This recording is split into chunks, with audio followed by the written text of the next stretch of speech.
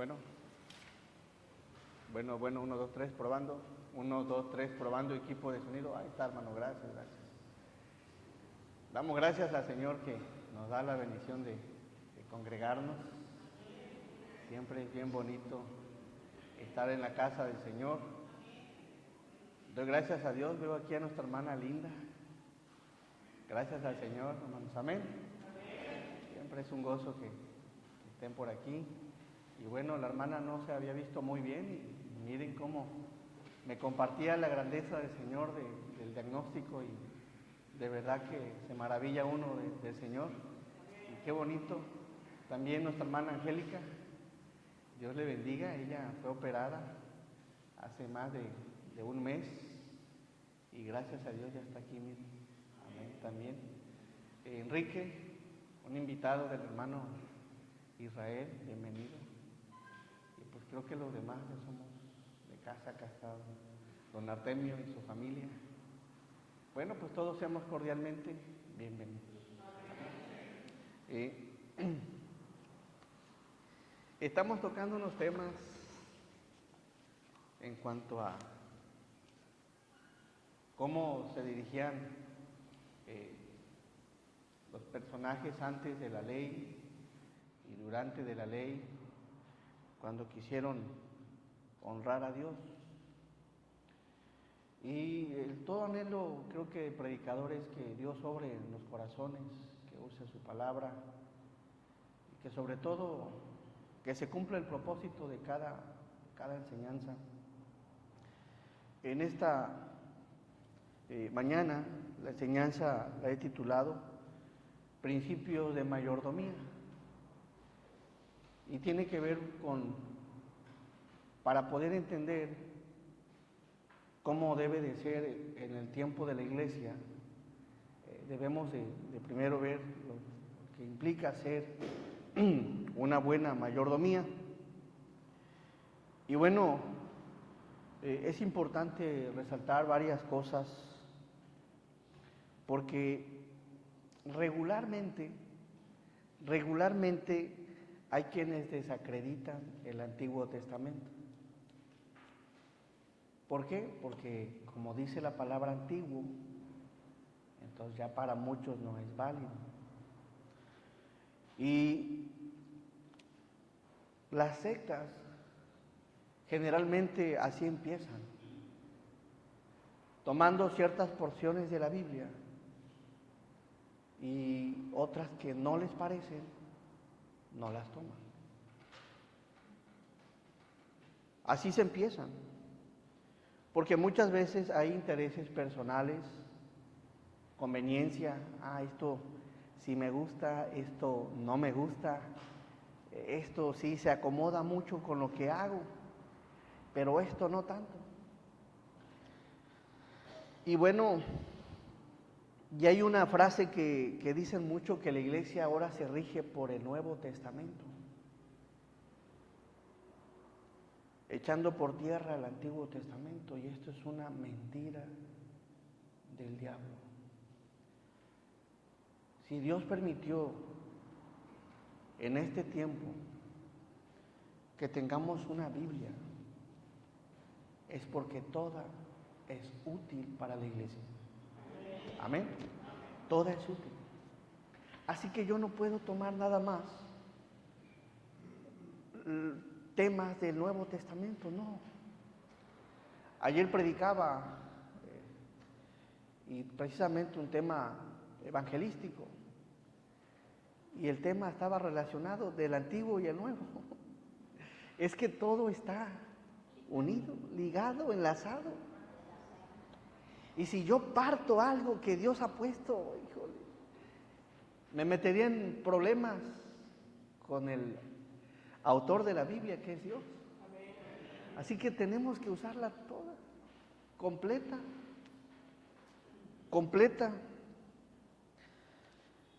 Así que la frase "nos regimos por el Nuevo Testamento" es una idea equivocada, muy equivocada, y es una mentira. Obviamente el diablo ha entrado en muchos lugares con que Dios ha dicho esto, Recuerda esta palabra, con que Dios ha dicho, no. Y ahí se empieza. Así que vamos a ver qué dice la Biblia en 2 Timoteo, por favor. Para que esté consciente de los principios de la mayordomía que vamos a plantear. En 2 Timoteo, por favor.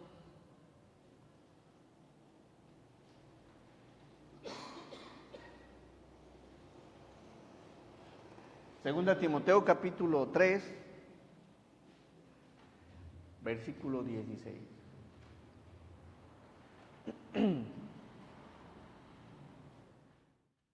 Dice la palabra, doy lectura, dice, toda la escritura es inspirada por Dios.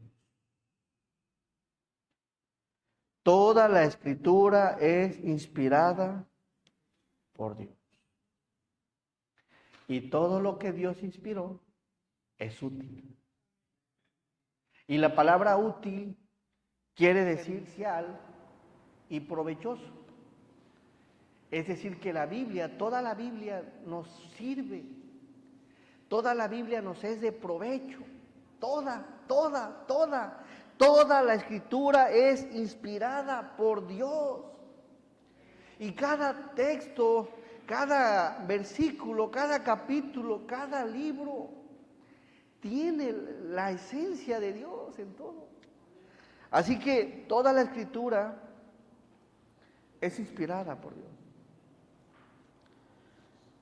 Y maravillosamente fue inspirada para enseñar, para redarguir, para corregir y para instruir en justicia. Así que, hermanos, tocar temas no me puedo enfocar nada más en un lado. Tenemos que ver el contexto de las cosas siempre, y mucho del contexto del Nuevo Testamento, ¿saben dónde está? En el Antiguo Testamento. Y qué maravilloso es la palabra, porque dice que toda.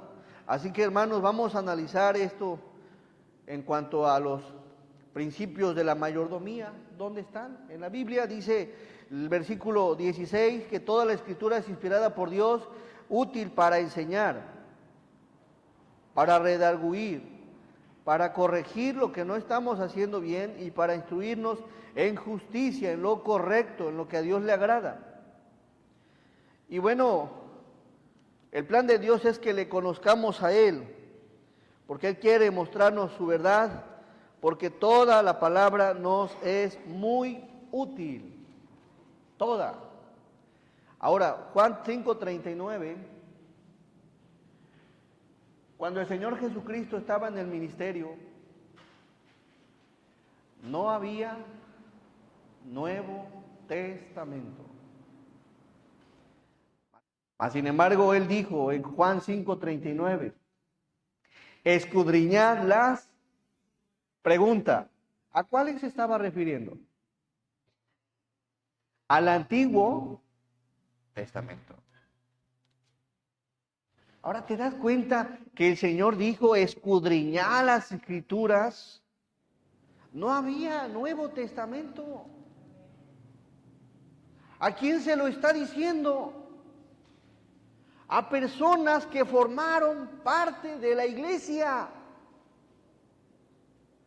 A los apóstoles, a los que le seguían, escudriñen las Escrituras, porque a ustedes os parece que en ellas tenéis la vida eterna, y ellas son las que dan testimonio de mí. Y aquí observamos, hermanos, que el Señor nos envía a los discípulos de ese tiempo a escudriñar el Antiguo Testamento para saber cómo se iban a conducir en un periodo denominado la iglesia. Ahora, ¿será importante escudriñarlo en este tiempo? Amén. Es muy importante.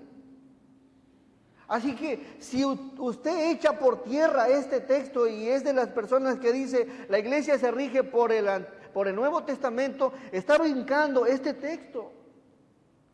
Escudriñar las Escrituras, escudriñen el Antiguo Testamento para que aprendan cómo deben de conducirse en este tiempo. porque a ustedes os parece que en ellas tenéis la vida eterna. Así que la iglesia empieza en Hechos 2 hasta el tiempo de hoy, es el tiempo de la iglesia. Y si Dios te tuviera ahorita al frente en esta mañana, te diría, hey, ¿escudriña qué? Las Escrituras.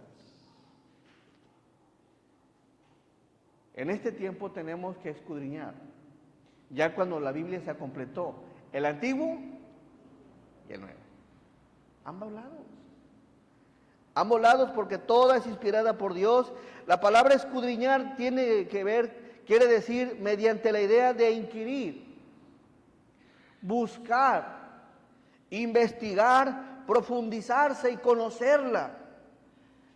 Y ahí viene lo maravilloso, que cuando la escudriñas, la estudias, le buscas, le escarbas y empiezas a ver que todo se relaciona, entonces entiendes muchas cosas. Empiezas a ver que todo habla de su voluntad, de sus obras, de su persona, de su carácter, de su santidad, de su personalidad, de su unidad, toda la Biblia. Así que, hermanos, qué importante es que tomemos en cuenta la Escritura, y espero en el Señor que te hayas ya incorporado. De hecho, te invito, hermano, a incorporarte a la lectura, el plan de lectura del año.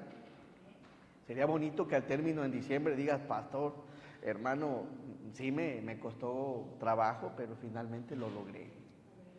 Y si ya te atrasaste con unos 30 capítulos, no te preocupes. Incorpórate. ¿A cómo estamos hoy? 28, incorpórate. Y le dices al hermano de al lado, ya lo alcancé. Así que incorpórate, te invito. Eso es hermoso, escudriñar, estudiar, leer la palabra del Señor. Amén. Es importante tomarla en cuenta. Hebreos 4:12. Qué hermosa la Biblia, es tan valiosa, es importante, es útil, es provechosa. Nos enseña, nos redarguye, nos corrige y nos instruye. Hebreos 4:12. ¿Y por qué? Bueno, dice la palabra, porque todos, la palabra de Dios es viva y eficaz, y más cortante que toda espada de dos filos, y penetra hasta partir el alma y el espíritu, las coyunturas y los tuétanos, y discierne los pensamientos y las intenciones del corazón. Amén. La palabra de Dios es viva. ¿Y qué más? Eficaz. Así que cuando se exponga un tema de donde sea de la Biblia, préstale atención, porque la Biblia es viva y eficaz, y algo Dios te va a decir, sea del Antiguo o sea del Nuevo Testamento. Así que prestémosle atención a la enseñanza, recordando que toda la Biblia fue inspirada por Dios, toda la Biblia es útil, toda la Biblia te puede enseñar, te redarguye, te corrige, te instruye, toda la Biblia Jesús mandó a que la escudriñemos, y toda la Biblia es viva y eficaz. Así que bajo ese contexto analicemos el tema de los principios de la mayordomía. Hablar en este tiempo de la iglesia, hermanos, no solo tiene que ver hablar del Nuevo Testamento. Y eso lo vemos en la Biblia. La mayordomía, la administración de cómo se debe de organizar y administrar en la casa de Dios, mucho de ello lo encontramos en el Antiguo Testamento. Y ahí les van unas preguntas, a ver si han prestado atención en estos servicios anteriores. ¿De quién surgió tener un pueblo numeroso como la arena del mar y las estrellas del cielo? De Dios. ¿De quién surgió el plan de construir un santuario? Okay. ¿De quién surgió que hubiera una tribu dispuesta al servicio de Dios 100% de tiempo completo? ¿Qué tribu era? ¿De dónde surgió el invitar al pueblo a que ofrendaran de corazón para construir el santuario? ¿Quién estableció el mandamiento de diezmar? El Señor. ¿Y todo eso dónde lo encontramos? En la Biblia, en el Antiguo Testamento. ¿Ok? Así que, hermanos, mucho de cómo se organiza la iglesia está en el Antiguo Testamento. En el Antiguo. Actualmente decimos un pueblo. ¿Quién es el pueblo? La iglesia. El santuario. Este lugar. El templo.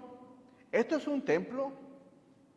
Aunque la Biblia nos llama también templo, es otra referencia. Somos templo del Espíritu Santo. La iglesia, Corintios, 1 Corintios 6, llama a la iglesia, es decir, los miembros, templo del Espíritu Santo.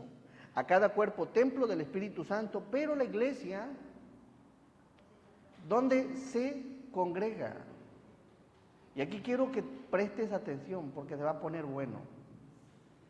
En un lugar establecido para el Señor.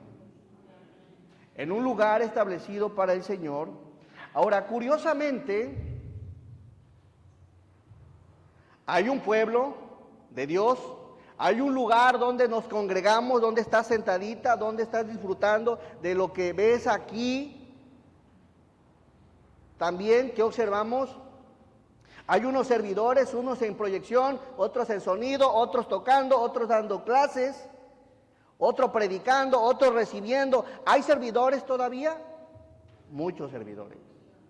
Pero curiosamente que hay un pueblo, hay un lugar para adorar al Señor, hay servidores, pero cuando se habla del tema de ofrendar y de dar, entonces esos dicen es del Antiguo Testamento. ¿Será correcto? Vamos a analizar esto con entendimiento y vamos a ver qué dice la palabra del Señor. Es importante, hermanos, que analicemos los problemas que surgen en el liderazgo actual y en la iglesia actual.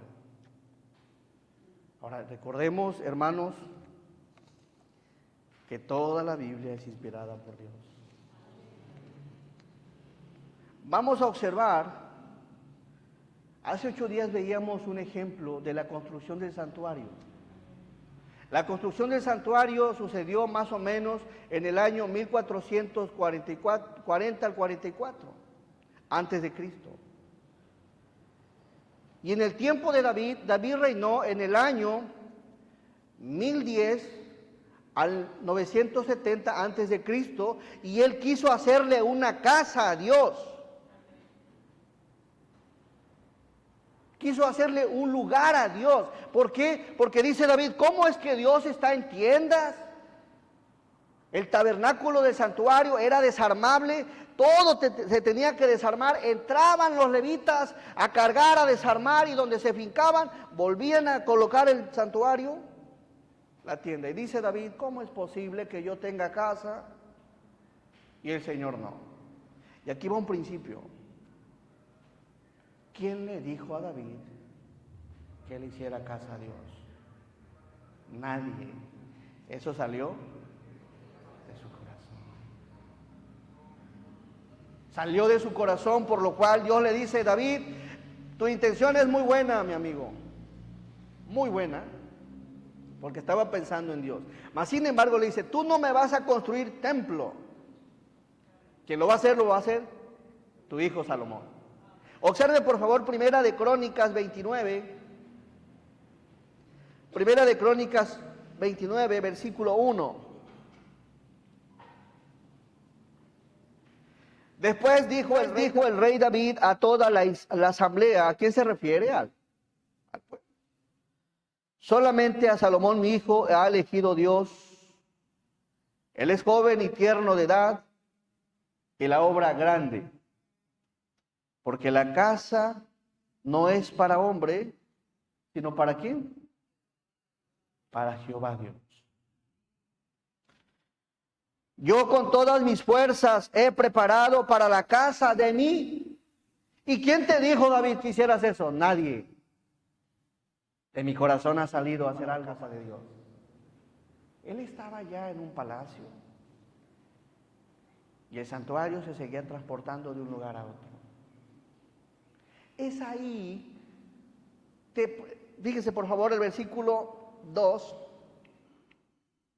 Yo con todas mis fuerzas he preparado para la casa de mi Dios oro, plata, las cosas de oro, plata para las cosas de plata, bronce para las de bronce, hierro para las de hierro y madera para las de madera. Y piedras de ónice, piedras preciosas, piedras negras, piedras de diversos colores y toda clase de piedras preciosas y piedras de mármol en abundancia. David empezó a ver cómo está conformado el santuario. Yo veo oro por donde quiera del santuario. Fue el diseño que Dios le dio a Moisés. Sí, si a Dios le gusta el oro, le busco el oro. Y empezó a buscar, hermanos, él como rey, pues era un rey, tenía. Mas, sin embargo, observamos otro cuadro en el 3. Y piedra de mármol en abundancia. Además de esto, por cuanto tengo mi afecto en la casa de ¿quién? Por lo cual tengo mi afecto, quiere decir que tenía devoción por la casa de su Dios. En ese tiempo Dios se manifestaba en el lugar santísimo. La presencia de Dios estaba en el lugar santísimo. Y este hombre decide hacerle casa a Dios porque tenía devoción por la casa de Dios. Además de esto, por cuanto tengo mi afecto en la casa de mi Dios, yo guardo en mi tesoro, ¿qué? No solo lo que tengo como rey, sino lo que tengo guardado, que me pertenece. Ahí tengo guardado de forma particular, no era del pueblo, sino de él, oro y plata, y que además de todas las cosas que he preparado para la casa del santuario, he dado para la casa de mi Dios. Versículo 4.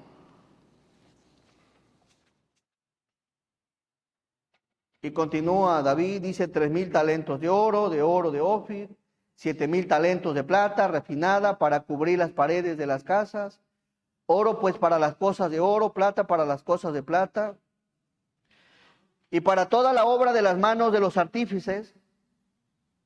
¿Y quién quiere hacer hoy ofrenda voluntaria? ¿Quién? Ahora, dos cuadros importantes. El santuario fue construido de la misma forma que el templo. ¿De qué forma?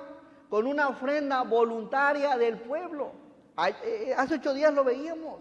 Así que en el año 1440 al 44, de forma voluntaria, el pueblo se reúne para construir el santuario.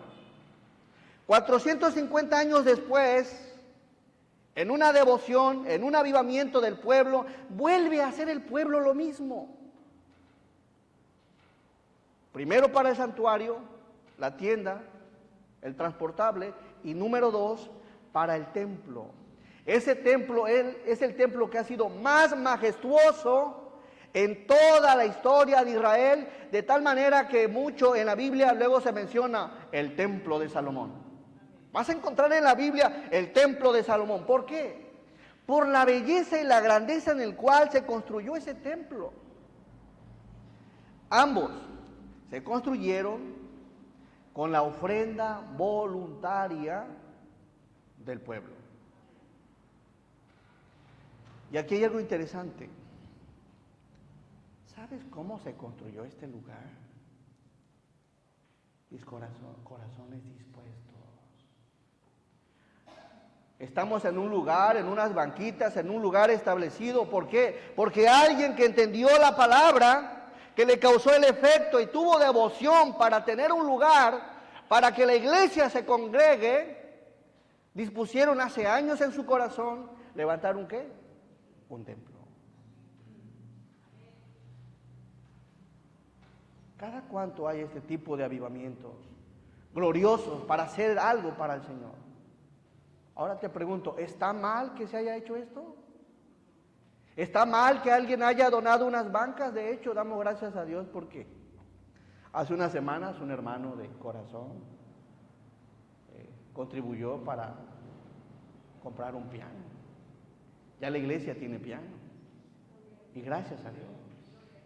Así que, hermanos, ¿cómo creen que surgieron las cosas?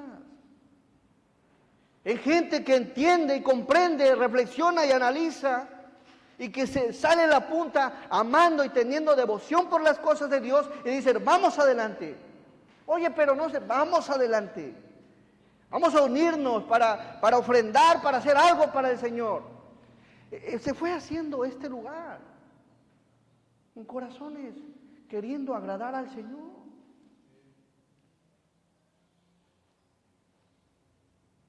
La construcción del templo, ¿de dónde surgió entonces? ¿Del Nuevo o del Antiguo? Del Antiguo Testamento. Así que yo no puedo tomarme nada más del Nuevo Testamento para asuntos propios de la iglesia, no.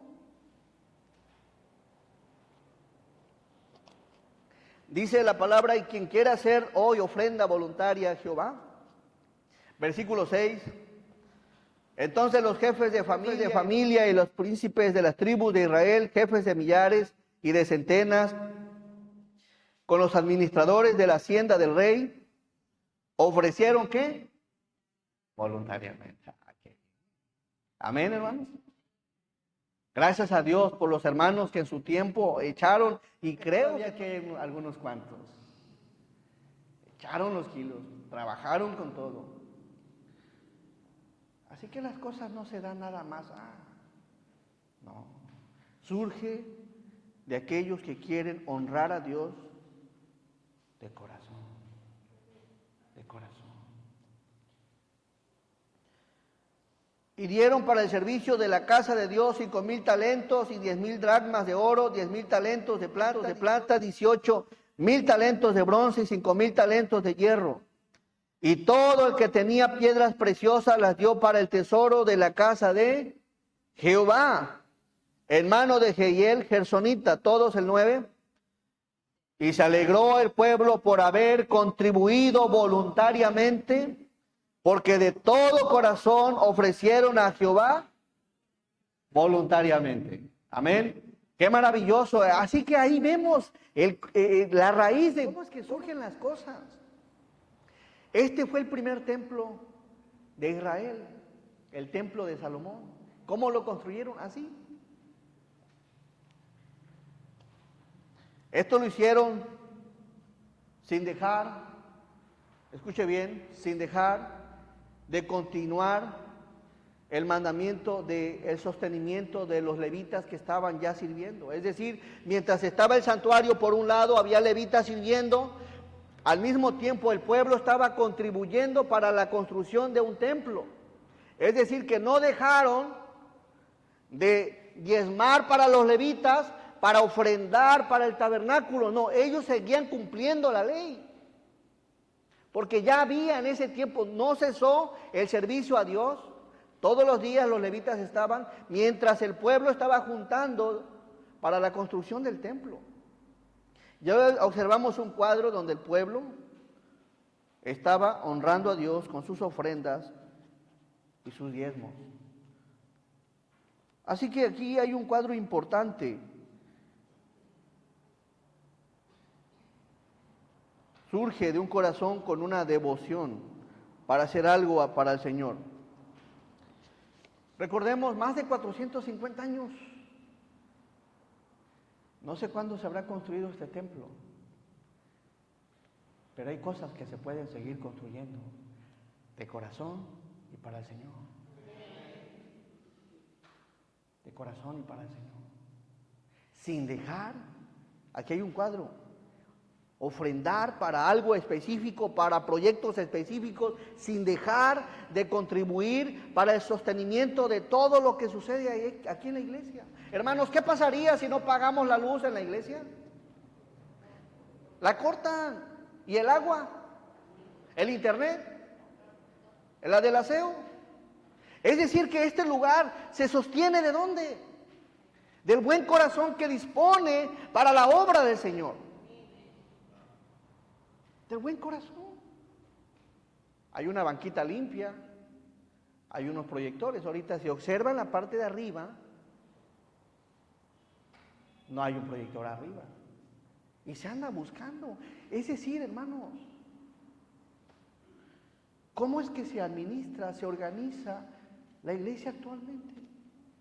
Hay necesidades, muchas necesidades. Y eso lo observamos en la palabra. El sostenimiento de la obra viene de los corazones que voluntariamente hacen algo para la obra del Señor. Pero oye, no se cobra aquí nada.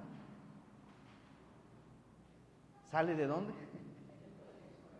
El corazón. Del corazón. Así que, hermanos, observemos estos cuadros, cómo es que surgieron el santuario y el templo de Dios, de las ofrendas para la construcción de proyectos y del diezmo para el sostenimiento de los mismos. Ese es el cuadro que vemos en el Antiguo Testamento. Ofrendaban cosas específicas y vamos a ver un punto importante en Nehemías. ¿Hay problemas en las iglesias actualmente? Sí. ¿Y cómo es que la Biblia te enseña, te aclara los posibles problemas que surgen? Por favor, vamos a Nehemías 13. Nehemías 13, por favor.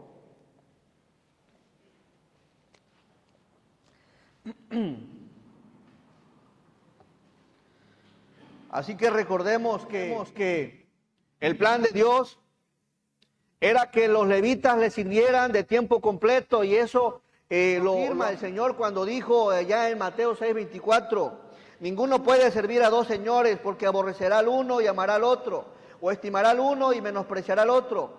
No podéis servir a Dios y a las riquezas. Y ahí confirman lo que Dios hace con los levitas. Ustedes al servicio, enfocados al servicio, a lo que tenían que hacer en el santuario. Pero ¿qué problema surge? Nehemías capítulo 13. Llega a haber problemas en todos lados. ¿Desde cuándo? Desde Y quiero que lo analice con entendimiento, con reflexión. Aquí Nehemías en el capítulo 13 nos habla de principios en la mayordomía y son tan vigentes para el tiempo actual. Versículo Nehemías 13. Aquel día se leyó en el libro de Moisés oyéndolo el pueblo, y fue hallado escrito en él que los amonitas y moabitas no debían entrar jamás en la congregación de ¿quién? El pueblo se dio cuenta de lo que tenía que hacer cuando empezó a estudiar el libro de ¿quién? De Moisés. Versículo 2. Denle lectura, mis hermanos.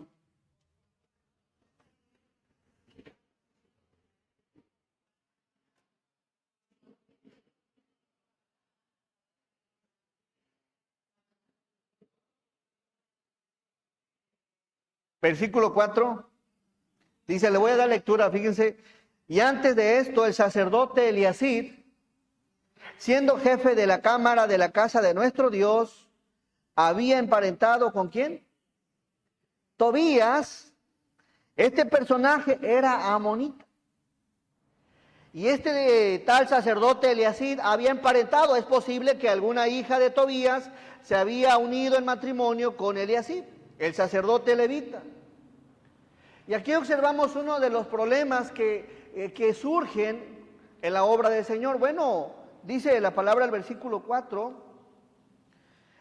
Y antes de esto, el sacerdote Eliasib, siendo jefe de la cámara de la casa de nuestro Dios. ¿Quién era Eliasib? Sacerdote, levita, y al mismo tiempo jefe mayordomo de la casa de nuestro Dios. ¿Qué sucedió aquí? Este personaje había emparentado con Tobías. Lo habían asignado para administrar, para supervisar los depósitos de la casa de Dios, pero surgió un problema, que se volvió un poquito interesado. Observen lo que hace. Siendo jefe de la cámara de la casa de nuestro Dios, había emparentado con Tobías. Había una instrucción de parte de Dios de que no tenía que haber parentesco con los amonitas. Y este sacerdote pasó por alto la palabra.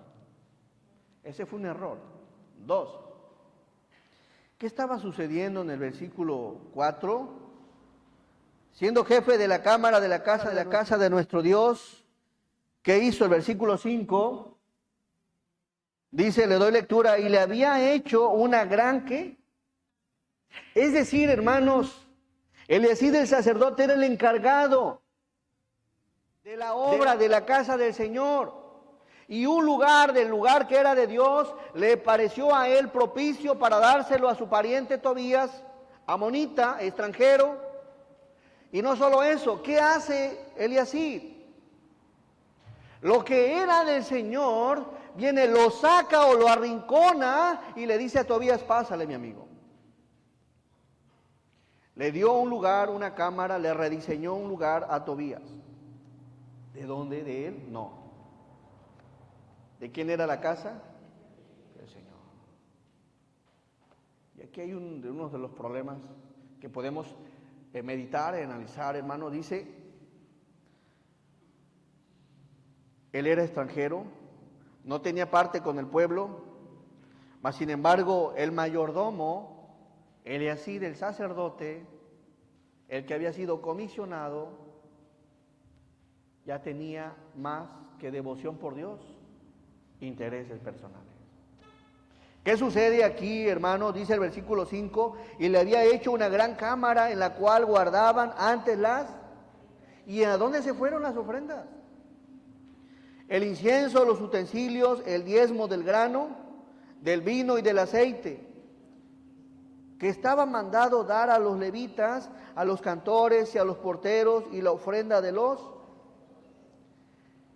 ¿Qué vemos aquí? El lugar donde el pueblo venía y ahí se guardaban las cosas, Eliasib el sacerdote las mueve del lugar para darle lugar a un pariente. Y eso lo hizo mientras Nehemías no estaba en Jerusalén. La cámara donde estaba este personaje llamado Tobías era del Señor. El lugar de almacenamiento era del Señor. Donde se guardaban las ofrendas era del Señor. El incienso, los utensilios, el grano, el vino, el aceite, los hizo a un lado para meter a su pariente. Y esto como iglesia, meditemos en eso. Reflexionemos en esto. Aquí empieza una mala administración por parte de Eliasib, del sacerdote. De los libros que más te hablan de administración es Nehemías. Y entre estos puntos vemos aquí una mala administración. El pueblo traía sus ofrendas, sus diezmos para el sustento del santuario y de los levitas, pero alguien los estaba haciendo por un lado, dice la palabra en el versículo 5, y le habían hecho una gran cámara, al cual guardaban antes las ofrendas, incienso y demás. Había dispuesto ese lugar, hermanos, para un personaje extranjero, mientras no estaba Nehemías. ¿Qué sucede cuando llega Nehemías? Agarra las cosas de Tobías y vámonos. Esto es la casa del Señor. Y la mayordomía no se debe de hacer conforme a lo que nosotros pensamos, sino conforme a lo que la palabra nos enseña. Y aquí viene un cuadro interesante. Arrojó cuando llega Nehemías todas las pertenencias de Tobías el extranjero fuera de la cámara y limpió ceremonialmente dicha cámara. Esto lo hizo Nehemías. ¿Por qué? Porque el personaje, el sacerdote había propiciado el problema. Era un gran problema. No tomó en cuenta al Señor y empezó a servirse a sí mismo. ¿Saben algo? Versículo 6. Versículo 5, voy a enfocar algo. Dice la palabra, en la última parte, que estaba mandado dar a los levitas, ¿a quiénes más? A los cantores, a los porteros y la ofrenda a los sacerdotes. Había levitas, cantores, en el 5 por favor, porteros y sacerdotes. Versículo, por favor, que sigue, 6. Mas a todo esto, yo no estaba en Jerusalén porque en el año 32 de Artajerjes, rey de Babilonia, fui al rey y al cabo de algunos días pedí permiso al rey. Versículo 7 todos, para volver a Jerusalén, y entonces supe del mal que había hecho Eliasib por consideración a Tobías, haciendo para él una cámara en los atrios de Dios. Ese exceso de confianza de te lo llevó a decir, pásale, estás en tu casa. Tomó el lugar que no le pertenecía de los atrios de la casa, es decir, una parte del lugar establecido para Dios. Y esto es uno de los problemas. ¿Eso te lo enseña el Nuevo Testamento? No, pero te muestra el Antiguo los problemas que pueden surgir por el exceso de confianza. Y qué importante que usted como miembro, como cristiano, conozcas cómo se debe de conducirse cada persona en una iglesia. No debe de haber intereses personales, no. La iglesia le pertenece completamente al Señor. Y si algo no se está utilizando para lo que es propiamente del Señor, ¿usted se va a quedar solamente callado? Vaya con la persona correspondiente a cargo y dígale, oye mi hermano, mira, entre nosotros dos vamos a platicar. Percibo que esto no se está haciendo bien. Esta guitarra la estás tocando para irle a tonar serenata cada rato a la novia, y eso es una guitarra del Señor. O estás utilizando para cantar música mundana y el domingo llegas al templo y te pones a alabar al Señor. Hay cosas que usted como miembro debe de saber que es de Dios y que es del pueblo. Con toda autoridad.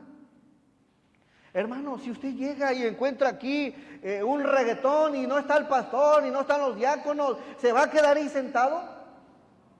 Usted tiene que actuar, hermano, con devoción por Dios, porque este lugar es del Señor. Se tiene que respetar, se tiene que cuidar. Las cosas que hay aquí son del Señor. Que si sale y está la luz prendida, no espere que alguien le diga apáguela. Apáguela. Si ve una llave abierta de agua, ciérrela. Si ve basura, acomídase. Este lugar es del Señor.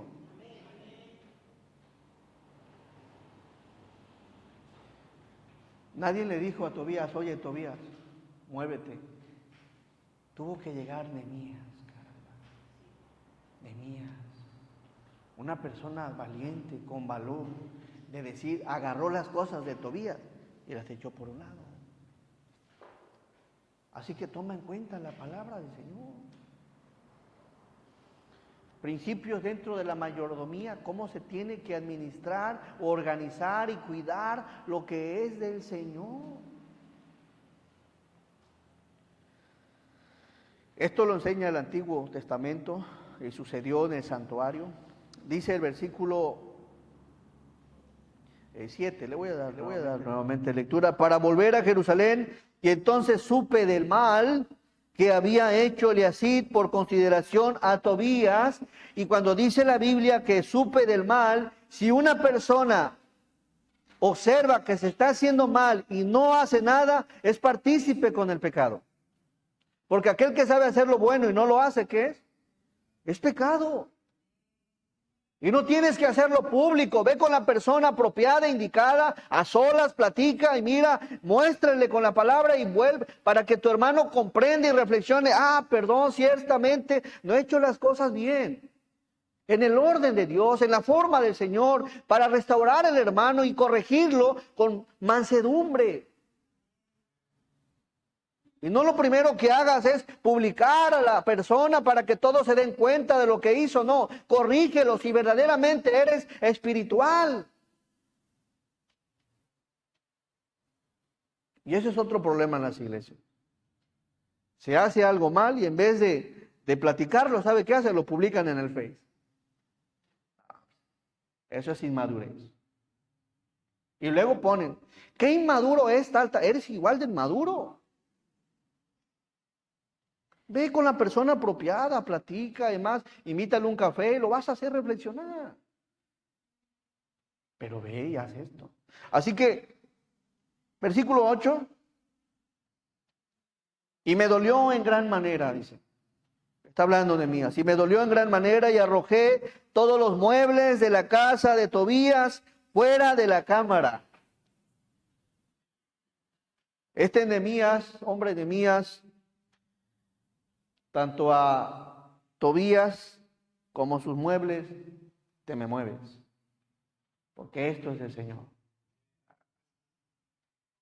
Pero se requiere valor, amor, devoción, pasión, compasión, poder del Señor para poder hacer las cosas como a Él agrada. Así que, tomando en cuenta esto, dice, y le dolió en gran manera. ¿Qué pasa en tu corazón cuando algo no se hace como a Dios le agrada? A Nehemías le dolió, le lastimó. ¿Qué sucede en tu corazón cuando algo no se hace bien? No dice se enojó, se entristeció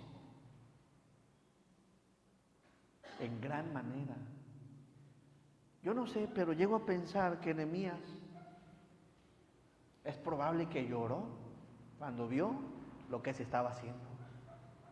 Cuando dice la Biblia que le dolió en gran manera. Y una persona que está bien dolida, ¿cómo la observas? Llorando. Triste. Porque tenía devoción por Dios y por sus cosas. Y dice, y arrojé todos los muebles, y aquí me recuerdo un poco al Señor Jesús, cuando llegó al templo y había todo un desastre. ¿Qué hace? Vámonos para afuera. Y aquí está otro cuadro. Así que, ¿cómo observas a un Nehemías y a un Jesús y los ves haciendo lo mismo? Hermano, esto es maravilloso. Y le dolió, dice la palabra, versículo 9, y dije que limpiasen las cámaras. E hice volver allí los utensilios, es decir, que los utensilios de la casa de Dios, las ofrendas y el incienso, ya no estaban en el lugar que les correspondía. Y dije que limpiasen las cámaras e hice volver. ¿Dónde estaban? ¿Quién sabe? Eso no va allá. Lo regresan, por favor. Ya estaba en otro lugar. Ya estaba en otro lugar. E hice volver allí los utensilios de la casa de Dios. ¿Por qué? Porque son de Dios.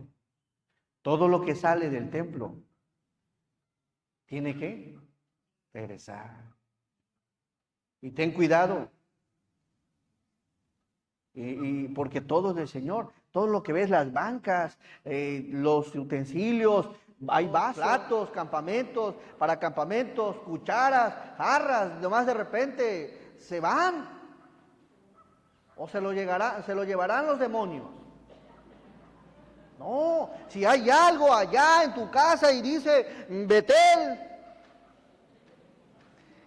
pues llévalo a la Betel. Ahora, si ves y se te rompió algo, bueno, pues adquiere una y ve, mira, la que me llevé se me quebró, pero les traigo otra más grande. Pero regresa, ten temor en las cosas que son del Señor. Hay todo aquí, hay unas bancas y todo, te observan allá arriba, las cosas que hay son del Señor, así que vamos a cuidarlas y vamos a respetar el lugar también.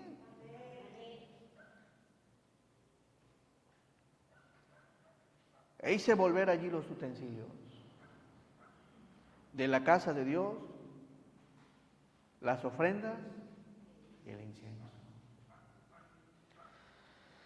Las cosas del Señor son instrumentos del Señor, aun cuando están allá afuera. Vénganse para acá. El mismo Eliasib estaba allá afuera de hacer la voluntad de Dios. Ya no servía a Dios, sino que se estaba agradando a sí mismo, usando para otras personas lo que no era ni de él, era del Señor. Y eso puede suceder, y eso sucede en la mayordomía en el tiempo actual. Pero esto es para reflexionar, para meditar. No hay iglesia perfecta, no hay iglesia perfecta. Pero como iglesia debemos de conocer los principios de lo que le corresponde a Dios. Amén. Así que miren,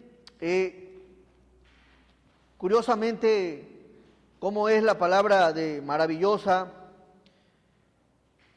El pueblo al observar, escuche bien, al observar lo que estaba haciendo Eliasib y al observar quién estaba en el lugar donde estaban las ofrendas, el incienso y los diezmos, el pueblo como que, oye, ¿y ahora? Observe lo que sucede. Versículo 10. Encontré asimismo que las porciones para los levitas, para los servidores del Señor, para la tribu que Dios asignó para servir, no les sabían ¿qué? No era un problema enorme, grande. Lo que les pertenecía a los levitas estaba resguardado. ¿Cuántos levitas eran? Muchos, hermano. Y los levitas tenían esposa, tenían hijos, tenían cosas también. Calzaban, vestían, comían, ¿y de dónde? Alguien había retenido lo que Dios había establecido para los levitas. Lo tenía guardado, lo tenía retenido. Y tengamos cuidado, analiza esto. Si algo Dios había asignado ahí para los levitas, era lo que traía el pueblo, pero un hombre llamado Eliasib prefirió guardarlo. Y esto, Nehemías lo vio como un gran mal. Encontré asimismo que las porciones para los levitas no les habían sido dadas. Y que los levitas y cantores, no solo y cantores que hacían el servicio, ¿qué habían hecho, hermanos? Habían huido cada uno a su, ¿tenían heredad de ellos propia? No. Se habían ido al jornal. Hermano, pues vestían, comían. ¿De dónde iba a salir? Pues se fueron a trabajar. ¿Era el plan de Dios ese? No. Pero esto sucede cuando en la mayordomía hay problemas. ¿Dónde estaba lo que les correspondía? Guardado. No se lo habían dado a los hombres servidores del Señor, lo que tuvieron que salir a trabajar los levitas y los cantores. Pues vamos a trabajar, porque comer, pues ¿quién se acostumbra a no comer, hermano? Así que pues, vamos a trabajar. Tenían hijos, tenían esposa, y luego si la esposa era entonces tuvieron que salir a trabajar, salir de los atrios, salir del tabernáculo y empezar a buscar por su cuenta el sustento para la familia. Y esto sucede, este cuadro sucedió porque había una mala, ¿qué? administración, una mala mayordomía. Hay cosas que le correspondían a los levitas por derecho, y cuando alguien retiene lo que les correspondía, observemos que Dios, por medio de Nehemías, lo ve como un grande mal. Habían sido desatendidos. Versículo 10. Encontré asimismo que las porciones para los levitas no les habían sido dadas, y que los levitas y cantores que hacían el servicio habían huido, cada uno a su, y esto le molestó a Nehemías. Le molestó a Nehemías, la maldad entró en el corazón de Eliasib. Dejó de cuidar lo que era del Señor y empezó a cuidarse, a tomar y a ver por sí mismo. ¿Tenía que obedecer Eliasib a Dios? Claro, pero se apartó en ese tiempo del Señor. Ahí estaba, resguardadito. Versículo 11, aquí vemos la corrección. ¿Qué es lo que se tiene que hacer? Entonces reprendí a los oficiales y dije, ¿por qué está la casa de Dios qué? ¿Por qué está la casa de Dios abandonada? Y los reuní y los puse en sus puestos. ¿Por qué está la casa de Dios abandonada? Esa es una versión, dice, inmediatamente a los dirigentes y les pregunté, ¿por qué ha sido descuidado el templo de Dios? ¿Te has preguntado en algún momento cuándo fue la última vez que contribuiste para el sostenimiento de lo que es la instalación y todo lo que hay en él? Hay gente muy deslindada, descuidada. Quieren ser parte de una iglesia local, pero no quieren ser parte funcional de la misma. ¿Cuándo fue ese último actitud de querer hacer algo y cuidar de lo que es de Dios? ¿Por qué ha sido descuidado el templo de Dios? Si las cosas se descuidan, se echan a perder, hermano. Se echan a perder. Y aquí vemos a Nehemías nuevamente haciéndole un llamado al pueblo de que no descuiden el templo de Dios, lo que es del Señor, lo que le pertenece al Señor. No lo descuiden. Son responsables, claro, para que esté todo organizado, limpio, organizado, administrado. Debe de estar bien cuidado. Así que, hermanos, consideremos esto, este lugar. Pues hay muchas cosas que se hacen. Pintura, apodar, lavar, herrería, salones, baños, papelería, limpieza, instrumentos, computadoras, proyectores, bancas, cortinas, trámites, contabilidad, salarios, misiones, mobiliario. Hay mucho que hacer en la obra.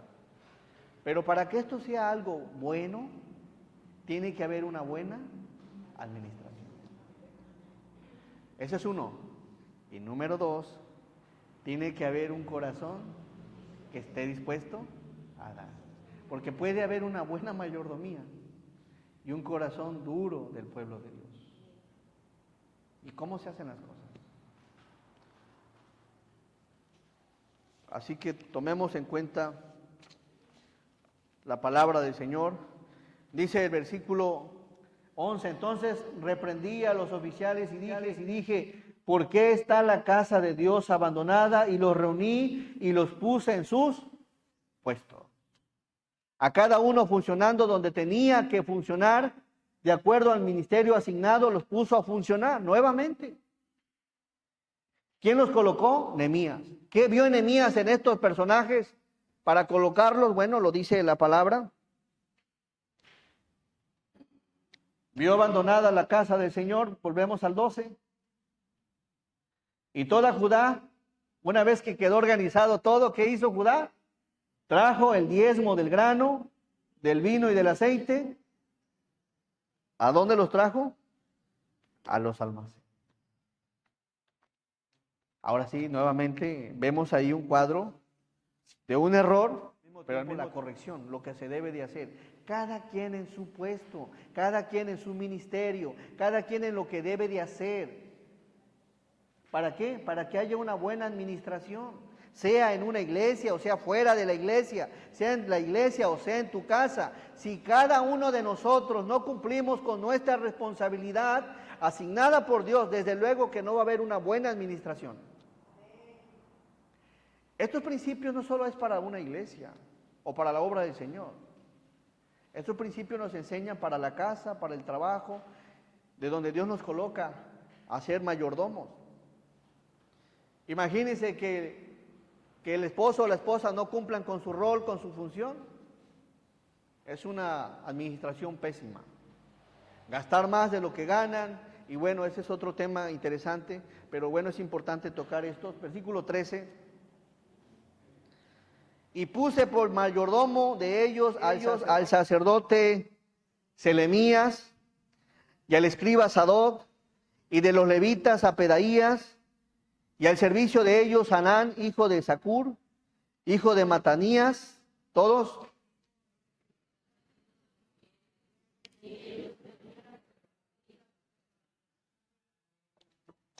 ¿Cómo eran las personas que puso Nehemías? ¿Y cómo deben de ser en este tiempo?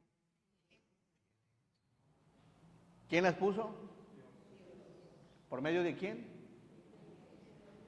La iglesia debe ser sabia, sensata, prudente, cuando tenga que elegir alguna persona en áreas donde tenga que ver que es de Dios. Tiene que haber prudencia. ¿Por qué? Porque si las cosas salen mal, tanto la persona al frente como la iglesia, ambos son responsables delante del Señor. Nunca hay un culpable nada más, hay dos. En un matrimonio lo vemos, cuando van al punto del divorcio, no es el esposo y no es la esposa, son los dos. Así que de allá para acá debe haber cuidado y de aquí para allá lo mismo. Y puse por mayordomo de ellos al sacerdote Selemías y al escriba Sadoc, de los levitas de Pedaías, porque eran tenidos por fieles y ellos tenían que repartir a sus hermanos, tenían que ser sinceros, temerosos de Dios, humildes. Y es importante tomar en cuenta, en lo que tenga que ver con mayordomía, persona que no tenga necesidad, sobre todo que sea una persona temerosa de Dios, porque hay gente que tiene ya y aún teniendo, termina tomando lo que no es de él. Lo importante es que sea temerosa del Señor y fiel. Versículo 30, ya estamos terminando, hermanos.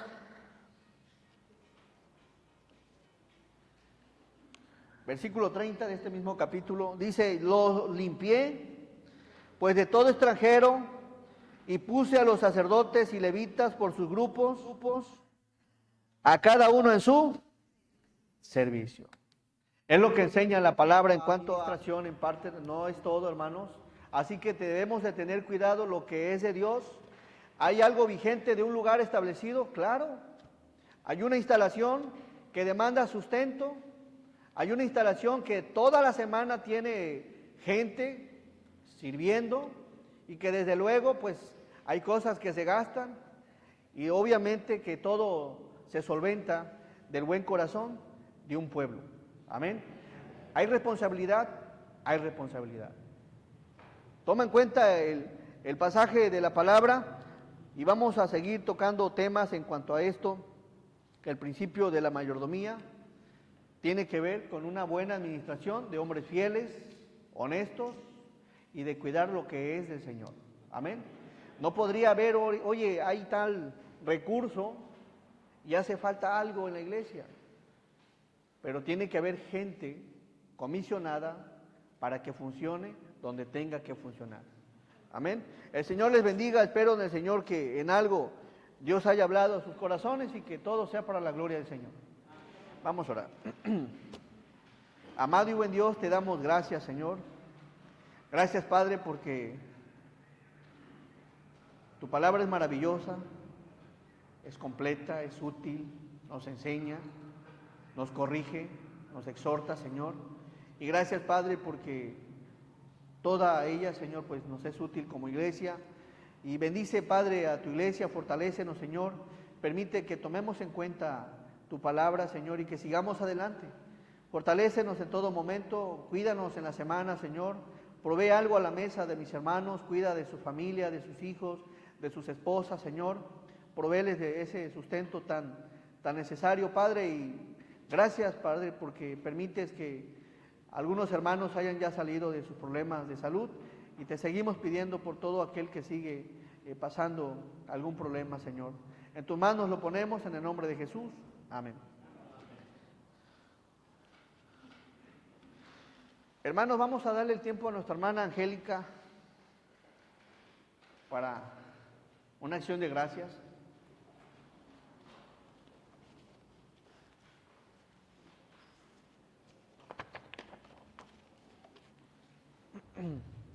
Adelante, hermana.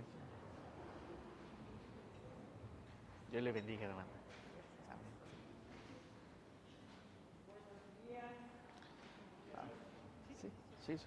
Bueno, bien, después de ausentarme mes y medio, quiero participar en lo que me aconteció.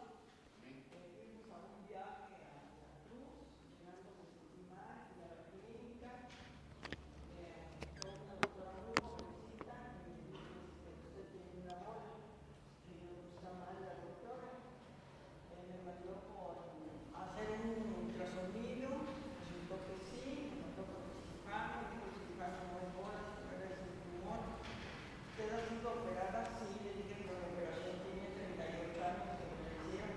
Fue le dejaron una gasa adentro, la cual se calcificó y hay que sacarla.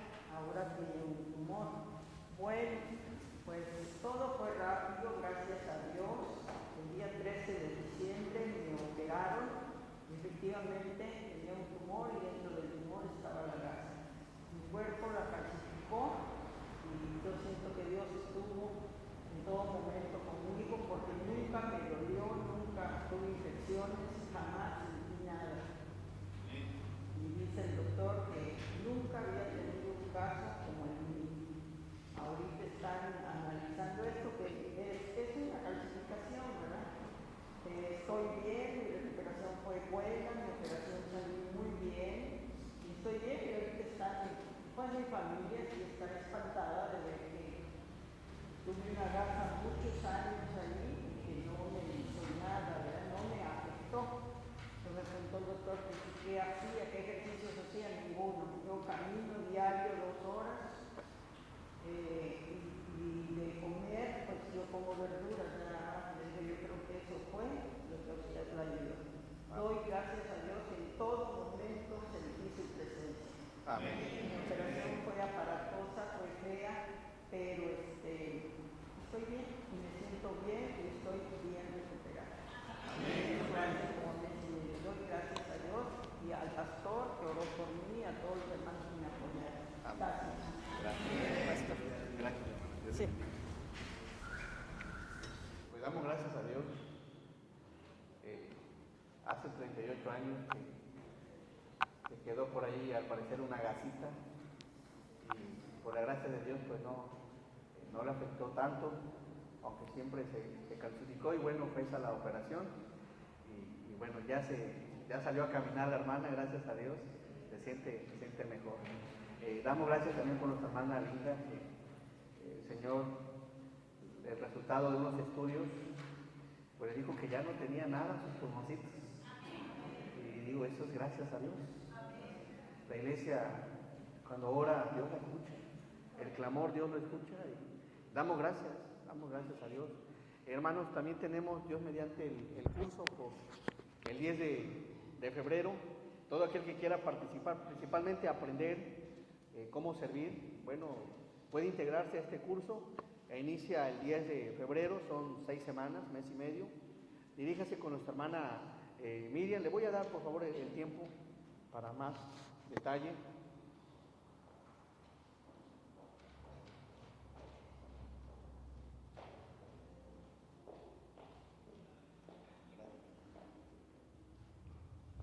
Buenos días, hermanos. Es un gusto poder saludarles y agradezco a Dios por cada uno de los que están aquí presentes. Pues como menciona el pastor, tenemos la bendición de poder recibir un curso